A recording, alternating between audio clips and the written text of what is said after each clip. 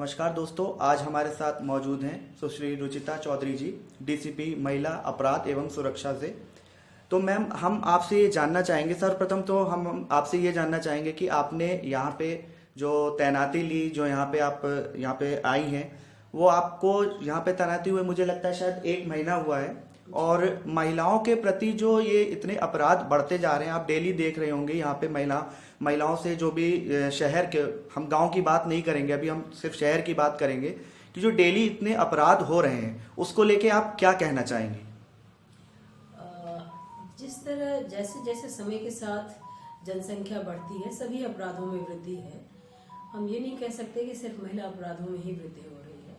तो ये तो एक नॉर्मल सा फिनोमेना है कि जनसंख्या बढ़ेगी तो संख्याएं बढ़ेंगी इनकी भी।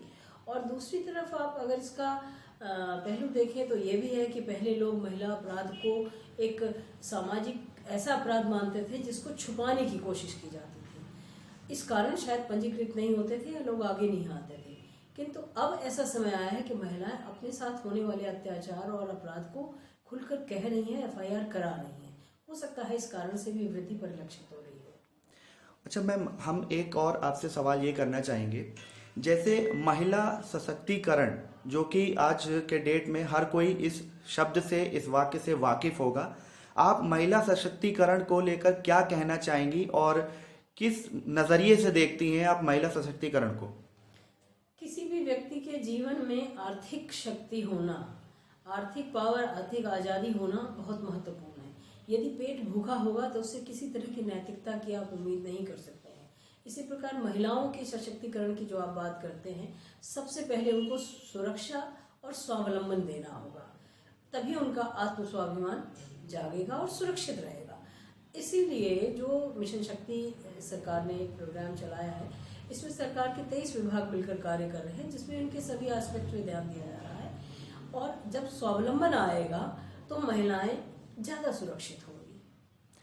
अच्छा मैम, ये एक आखिरी सवाल आपसे, हमारी जो युवा पीढ़ी है उसमें उन महिलाओं को लेकर या उन बच्चों को लेकर आप ऐसा कौन सा मैसेज उनको फॉरवर्ड करना चाहेंगी, ऐसा कौन सा मैसेज देना चाहेंगी जिनसे कि वो आगे चलकर अपने भविष्य की ओर एक अच्छा, एक निर्धारित एक समय लेकर अपने भविष्य को अच्छा और उज्जवल बना सकें? मैसेज उनके लिए जिनको आगे बढ़ना है या समाज के लिए जिनके सहयोग से उसे आगे बढ़ना है? मैम समाज, जी बिल्कुल। तो समाज के लिए तो सबसे बड़ा मैसेज है कि आप पहले बच्चे बच्चियों, लड़कों लड़कियों में अंतर करना बंद करें। यदि लड़की के लिए कोई परिस्थितियां हैं कि आप शाम को जल्दी घर आ जाएंगे, तो लड़कों के लिए भी वही परिस्थिति हो। परिवार में अगर संसाधनों का आवंटन है तो लड़के लड़की में अंतर ना किया जाए। अगर घरेलू काम है तो ये क्यों जिम्मेदारी है कि माँ करेगी, बहन करेगी, बेटी करेगी, बीवी करेगी? क्यों नहीं पिता, भाई, बेटा, पुत्र, ये क्यों नहीं करते? हर चीज का समान आपको वितरण करना पड़ेगा, जिम्मेदारियों का भी, शिक्षा का भी, संसाधनों का भी, उत्तरदायित्व का भी। बहुत बहुत धन्यवाद मैम आपका। ABL 24 से मैं अमित सिंह चौहान, धन्यवाद।